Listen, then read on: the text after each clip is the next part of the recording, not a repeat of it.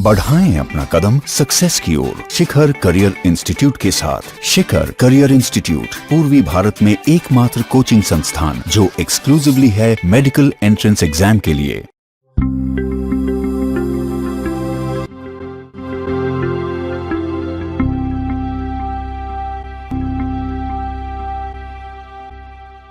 बच्चों, हम लोग पढ़ेंगे क्लास 12 का नया चैप्टर केमिकल काइनेटिक्स। तो सबसे पहले हम लोग समझते हैं कि इसका डेफिनेशन क्या है, मतलब ओवरव्यू लेंगे कि इस चैप्टर में पढ़ना क्या है। ठीक है, तो बच्चों जैसा कि नाम से पता चल रहा है केमिकल काइनेटिक्स। बच्चों ये जो काइनेटिक्स वर्ड है ये एक ग्रीक वर्ड काइनेसिस से आया है। काइनेटिक्स या काइनेसिस का मतलब होता है मूवमेंट, ये मूवमेंट बताता है। और केमिकल का मतलब हो गया केमिकल रिएक्शन या सीधा कह दें रिएक्शन। इसका मतलब कि कोई रिएक्शन कितने तेजी से हो रहा है, मतलब कितने तेजी से मूवमेंट हो रहा है, उसी के बारे में पढ़ना है इस चैप्टर में। ठीक है, अब हम लोग समझते हैं कि इसका एग्जैक्ट डेफिनेशन क्या है और क्या क्या चीज पढ़ना है।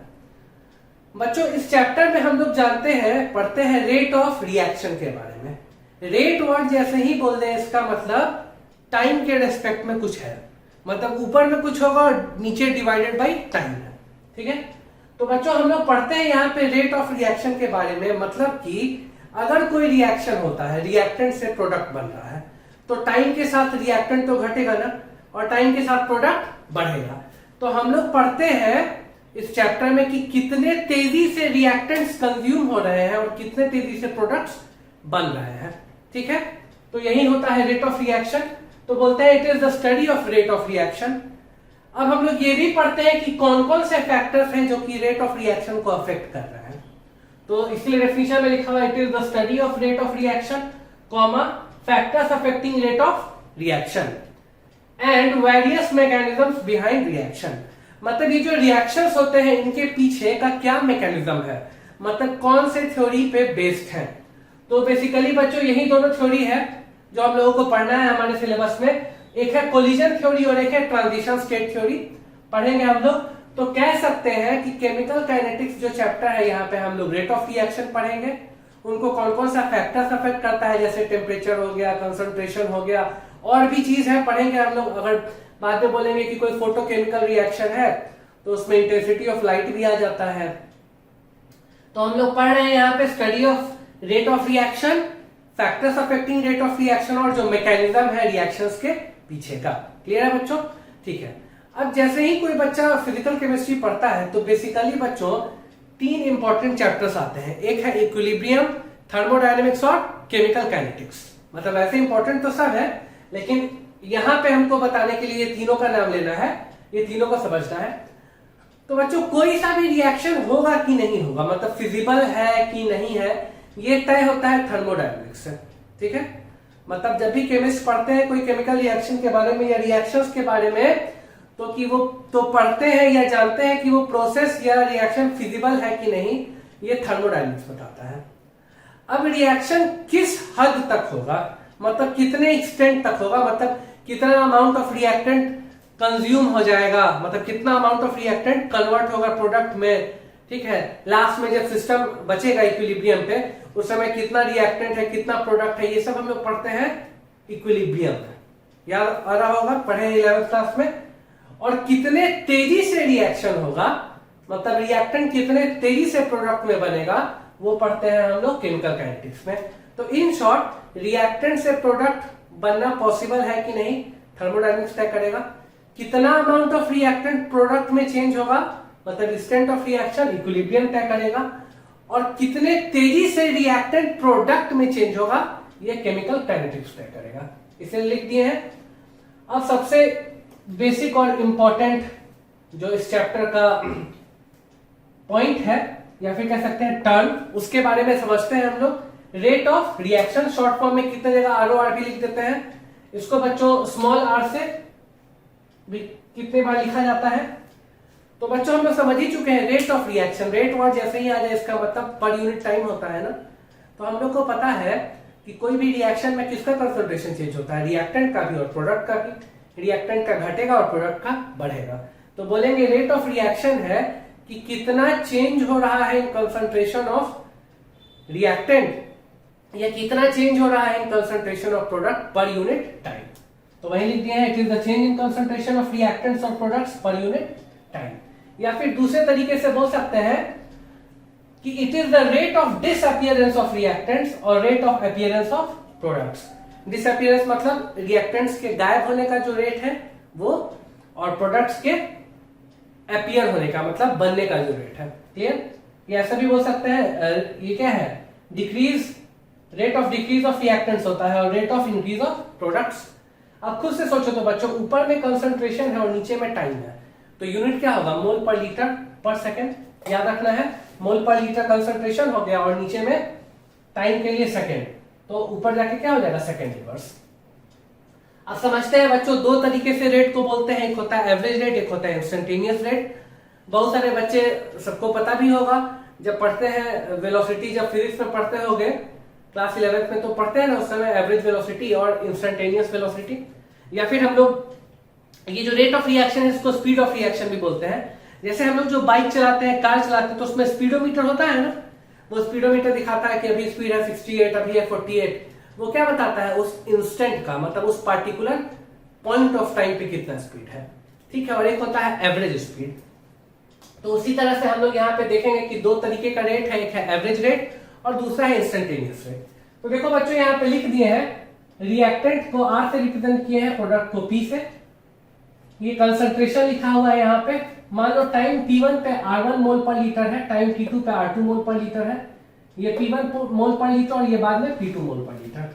तो समय के साथ बच्चों रिएक्टेंट घटेगा, तो देखो R1 ज्यादा होगा, R2 कम हो जाएगा, और समय के साथ प्रोडक्ट बढ़ेगा तो P1 कम, P2 ज्यादा। लिख दिए हैं।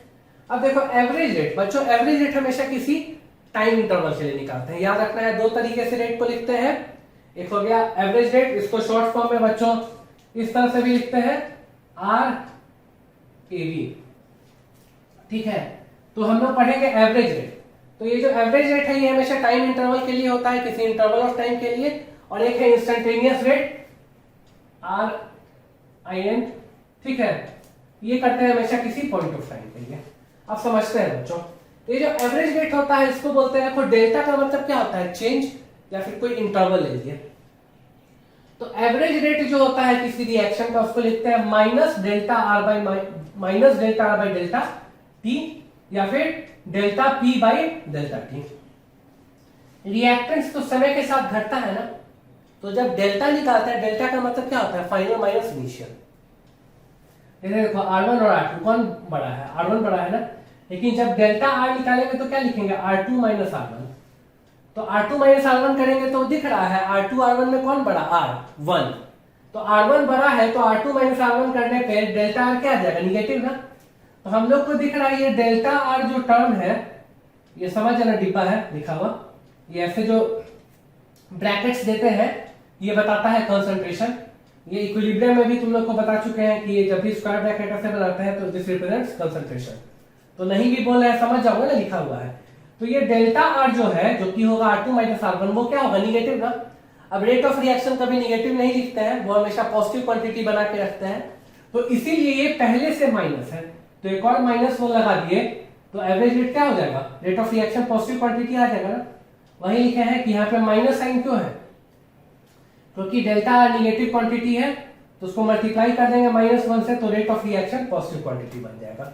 तो एवरेज रेट को क्या बोल सकते हैं, minus delta R by delta T, मतलब minus of R2 minus R1 by में T2 माइनस T1, या फिर plus of delta P by delta T, मतलब P2 माइनस P1 बाई में T2 माइनस T1। आ जाता है सेकंड इंस्टेंटेनियस रेट पे। बच्चों अगर हम लोग ऐसा करें कि जो टाइम इंटरवल डेल्टा T है, इसको कम करते करते करते इतना कम कर दें कि वो डेल्टा T लगभग 0 हो जाए। देखो जब भी लिखा रहे ना डेल्टा T एरो देकर के 0, इसका मतलब डेल्टा T टेंड्स टू 0, कभी भी एग्जैक्ट 0 नहीं बोलेंगे। ठीक है, मतलब ये मैथ्स का टर्म है, लिमिट वाला चीज। तो ऐसे समझ लो ना कि जब डेल्टा T 0 होने लगे तो उस समय बच्चों एक पॉइंट ऑफ टाइम आ जाता है। क्लियर है, समझ आ रहा है।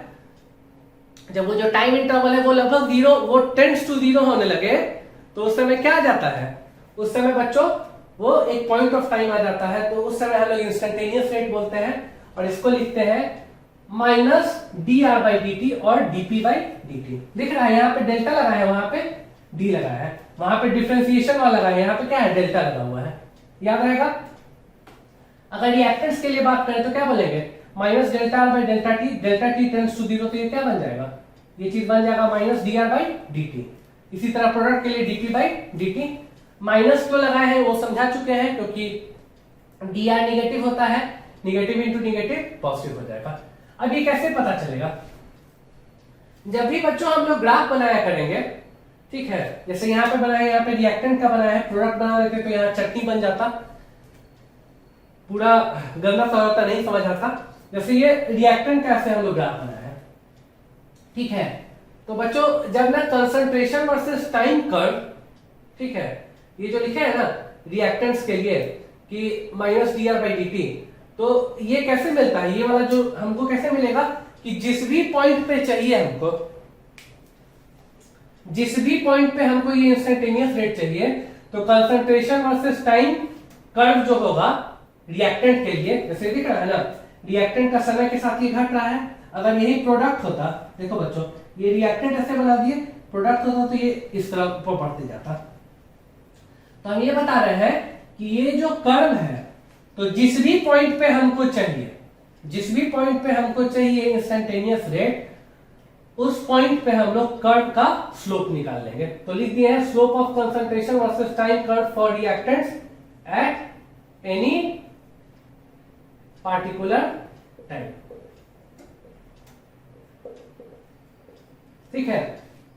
उसी तरह प्रोडक्ट्स के लिए भी क्या बोलेंगे, जब प्रोडक्ट का हम लोग चाहे अगर प्रोडक्ट के लिए भी बनाना चाहे, तो प्रोडक्ट का भी अगर कंसंट्रेशन वर्सेस टाइम कर्व दिया रहेगा, तो एट पार्टिकुलर टाइम पे हम लोग उस कर्व का जो स्लोप निकालेंगे वही बता देगा इंस्टेंटेनियस रेट। तो देखो ये होता है किसी पार्टिकुलर टाइम इंटरवल के लिए, और वो होता है पॉइंट ऑफ टाइम के लिए। तो देखो बना है बच्चों, ये हो गया रिएक्टेंट्स का। अभी ना बताया अगर प्रोडक्ट होता तो इस तरह से बढ़ता हुआ रहता, ठीक है। तो ये रिएक्टेंट का है बच्चों, दिख रहा है ये घटते जा रहा है समय के साथ। तो T1 टाइम पे दिख रहा है ना R1 बना हुआ है, ये कैसे बना हुआ है, देखो ये R1 है, इसको इस पॉइंट पे मिला, यहां से इसके कॉरेस्पॉन्डिंग T1, ये R2 है, इसको इस कर्व से मिला, इसके कॉरेस्पॉन्डिंग T2, ये डेल्टा T होगा, ये डेल्टा R हो जाएगा। तो यही चीज मैं बताएगा average rate delta R by minus delta R by delta T, जिसको लिख दिया minus R2 minus R1 by में T2 माइनस T1।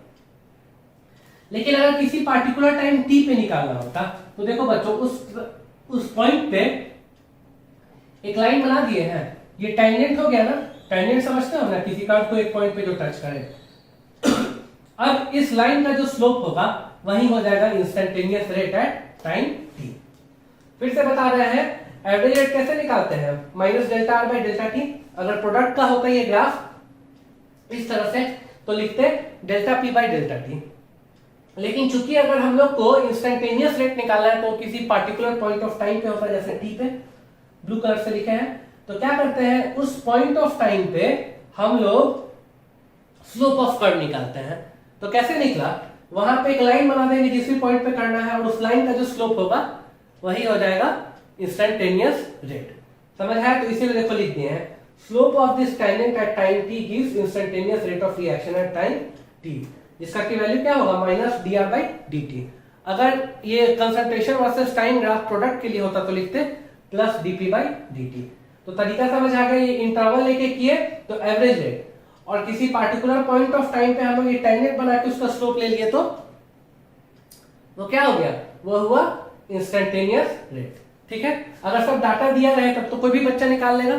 ठीक है, वैसे ये बता दिए हैं इसलिए क्योंकि कितनी बार पूछा जाता है कि हम लोग बच्चों किसी पार्टिकुलर पॉइंट पे कर्व का स्लोप निकाल रहे हैं तो वो क्या मिलता है, तो इंस्टेंटेनियस रेट मिलता है, इंटरवल ऑफ टाइम के लिए एवरेज रेट मिलता है। ठीक है, अब हम लोग इसके बाद आगे पढ़ते हैं, कुछ बेसिक चीज जान लेंगे कि रेट ऑफ रिएक्शन के बेसिस पे कितने तरह के केमिकल रिएक्शन होते हैं। जैसे कुछ रिएक्शन बहुत ही तेज होते हैं, बहुत फास्ट होते हैं, कुछ बहुत ही स्लो होते हैं, और कुछ मॉडरेट या बीच में स्लो टाइप होते हैं। मतलब एक वेरी फास्ट बोल सकते हैं, वेरी स्लो, और एक मॉडरेट और स्लो। ठीक है,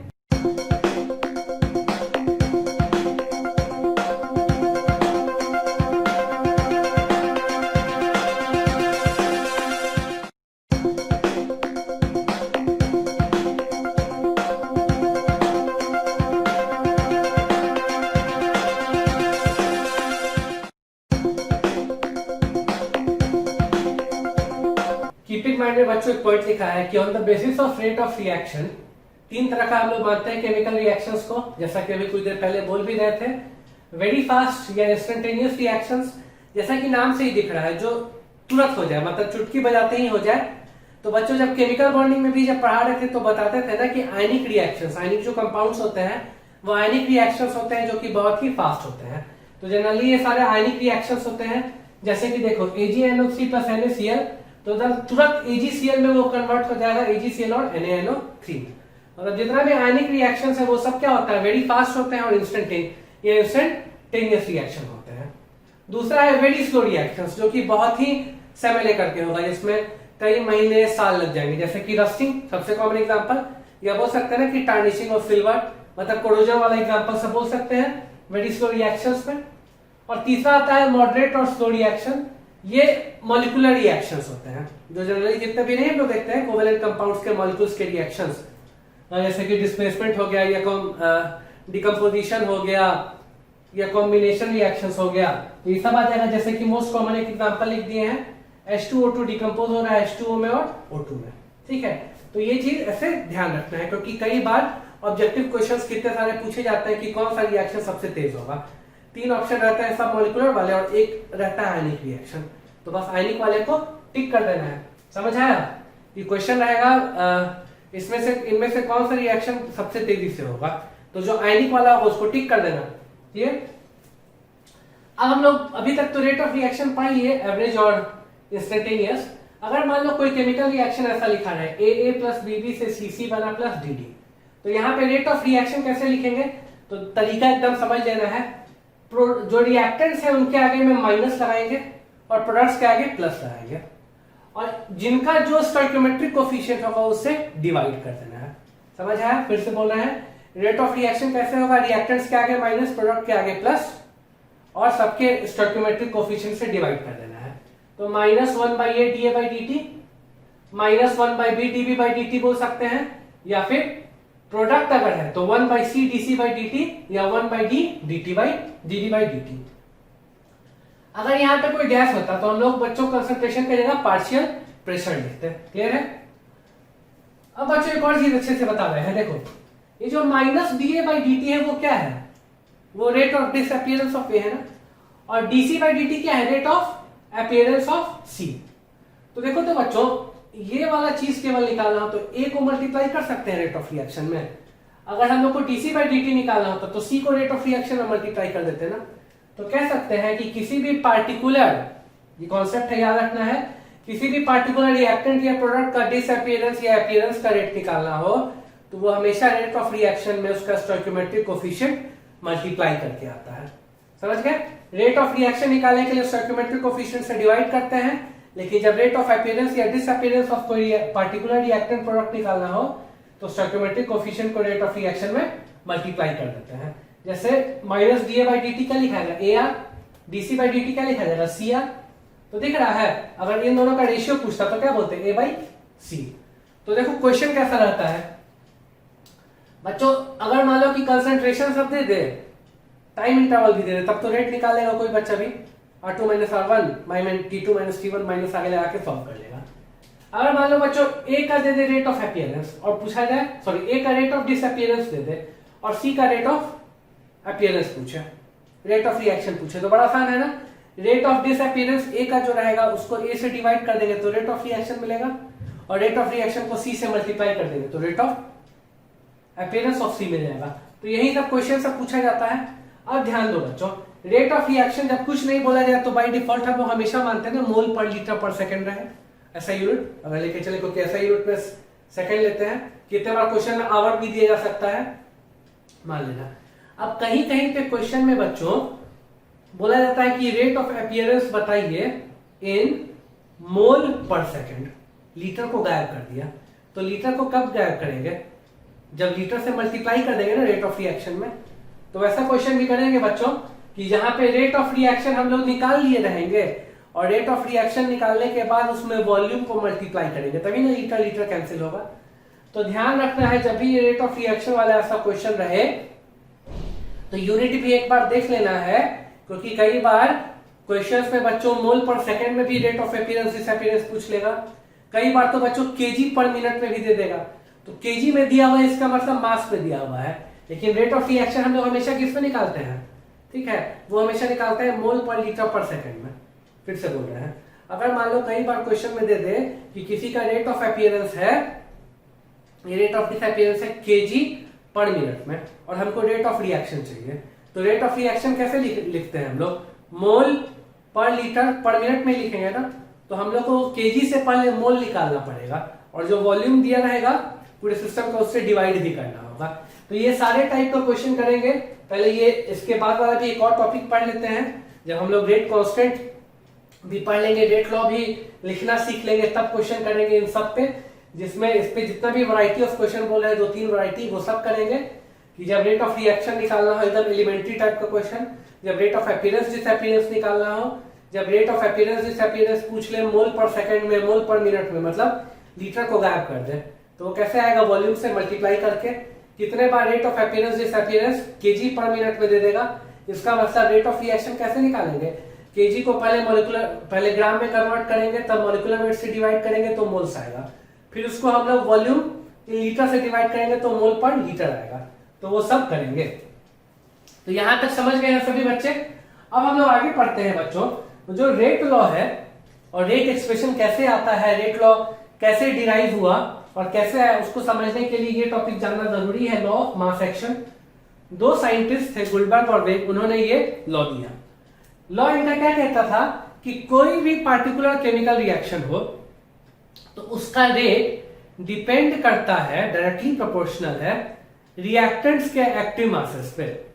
अभी एक्टिव मास टर्म क्या आता है वो भी हम लोग सीखेंगे। तो बच्चों गुलबर्ग और वेग का कहना था कि rate of reaction is directly proportional to the active masses of reactants या रिएक्टिंग स्पीशीज, और सबके पावर में उनका रिस्पेक्टिव स्टोइकियोमेट्रिक कोफिशिएंट होगा। ठीक है, तो देखो कीप इन माइंड में लिख दिया एक्टिव मास क्या है। ये टर्म बच्चों जब इक्विलिब्रियम पढ़ा रहे थे तभी आया था, उस समय बताया था अच्छे से एक्टिव मास। बच्चों कायदे से एक्टिव मास को लिखते हैं ये गामा, गामा जिसको कि एक्टिविटी कोफिशिएंट बोलते हैं। ठीक है, ये एक एक्सपेरिमेंटल क्वांटिटी है, बोलते हैं active mass is equal to activity coefficient into molarity और कंसंट्रेशन। अगर डाइल्यूट सॉल्यूशन होता है तो ये गामा 1 होता है, तो इसीलिए उस समय बोलते हैं एक्टिव मास मोलैरिटी या कंसंट्रेशन के बराबर है, उसको भी डिब्बे में करके लिखते हैं। तो हम लोग अपने थ्रू आउट अपने सिलेबस में जहां जहां एक्टिव मास वर्ड यूज होगा हर जगह उसको मोलैरिटी मान के आगे बढ़ते हैं। ठीक है, लेकिन इस लॉ में के जो डेफिनेशन था, लॉ का जो स्टेटमेंट था गुलबर्ग और वेग में, उसमें उन लोगों ने एक्टिव मास या इफेक्टिव कंसंट्रेशन वर्ड यूज किया था। ठीक है, तो बस जानकारी के लिए बता दिए हैं, ये चीज ध्यान रखना है। अब समझते हैं ये चीज, AA प्लस BB से CC प्लस DD बना, तो इस रिएक्शन में रिएक्टेंट कौन है, A और B, तो बोलेंगे rate R is directly proportional to active mass of A। अब एक्टिव मास के लिए उसका कंसंट्रेशन या मोलैरिटी लिख दे रहे हैं, तो देखो A के बगल में मतलब A को डिब्बा में लिख दिया और B को भी डिब्बा में लिख दिया। अब क्या सीखे हैं, is directly proportional to the active masses of reacting species each raised to the power equal to their respective stoichiometric coefficient। मतलब A का stoichiometric coefficient क्या हो जाएगा पावर में स्मॉल a और B के पावर में स्मॉल b। अब ये प्रोपोर्शनैलिटी साइन हटाने के लिए कांस्टेंट लगा देंगे, तो इसको बोलेंगे R is equal to K into A के पावर स्मॉल a और B के पावर स्मॉल b। इस K को बोलते हैं रेट कांस्टेंट। ठीक है, तो बहुत शुरुआत में जब शुरू हुआ, जब ये थ्योरी दिया गया, लॉ दिया गया, तो उस समय इसी को बच्चों मान लिया गया कि यही होता है रेट लॉ या रेट इक्वेशन या रेट एक्सप्रेशन। ठीक है, लेकिन बाद में एक्सपेरिमेंटली देखा गया कि जरूरी नहीं है कि A के पावर में हमेशा स्टोइकियोमेट्रिक कोफिशिएंट है, B के पावर में हमेशा स्टोइकियोमेट्रिक कोफिशिएंट है। एक्सपेरिमेंटली देखा गया कि पावर में कुछ भी हो सकता है, वो नंबर स्टोइकियोमेट्रिक कोफिशिएंट हो भी सकता है और नहीं भी हो सकता है, पहला पॉइंट। दूसरा पॉइंट, एक्सपेरिमेंटली देखा गया कि जरूरी नहीं है कि सारा रिएक्टेंट आए इस रेट एक्सप्रेशन में। जो रेट एक्सप्रेशन होगा उसमें जरूरी नहीं है कि सारा पावर स्टोइकियोमेट्रिक कोफिशिएंट के बराबर हो, पहला पॉइंट। दूसरा, जरूरी नहीं है कि सारा रिएक्टेंट्स उसमें आए उस रेट एक्सप्रेशन में, मतलब A और B 2 रिएक्टेंट है, तो ऐसा भी हो सकता है कि बस A हो बस B हो, या A और B दोनों में से कुछ भी नहीं हो। और तीसरा पॉइंट, देखा गया कि कितना बार रिएक्टिंग स्पीशीज के अलावा कैटलिस्ट वगैरह भी रेट एक्सप्रेशन में आ जाता है। ठीक है, तो ये तीनों चीज एग्जाम्पल से भी लिखेंगे कुछ, उस एग्जाम्पल से तुम लोगों को क्लियर होगा कि अच्छा रेट एक्सप्रेशन ये वाला है, ना कि ये जो लॉ ऑफ मास एक्शन से आया था। तो उसके बाद मॉडिफाई कर दिया गया, इसके कंपैरिजन में एक नया एक्सप्रेशन लिख दिए, वहां पे हम लोग बोलेंगे R इज इक्वल टू के ए के पावर x और b के पावर y, और ये x और y जरूरी नहीं है कि a b के बराबर हो। और तब बोलते हैं कि a के रिस्पेक्ट में रिएक्शन का ऑर्डर x कहलाता है और b के रिस्पेक्ट में रिएक्शन का ऑर्डर y कहलाता है। मतलब अगर x हो जाए 1 तो कहेंगे कि a के रिस्पेक्ट में रिएक्शन फर्स्ट ऑर्डर है, y अगर हो जाए 2 तो बोलेंगे b के रिस्पेक्ट में सेकेंड ऑर्डर रिएक्शन है। और पूरे रिएक्शन का ओवरऑल ऑर्डर अगर पूछा जाए तो वो x प्लस y करके आता है। तो इसको भी हम लोग एग्जांपल्स लिख करके समझेंगे, और फिर पूरा हम वो डेफिनेशन लिख देंगे कि किसको बोलते हैं रेट एक्सप्रेशन या रेट इक्वेशन या रेट लॉ। और तब हम लोग रेट कांस्टेंट जानेंगे, और उसके बाद फिर हम लोग इन सारे टॉपिक्स पे बहुत सारे क्वेश्चंस करेंगे।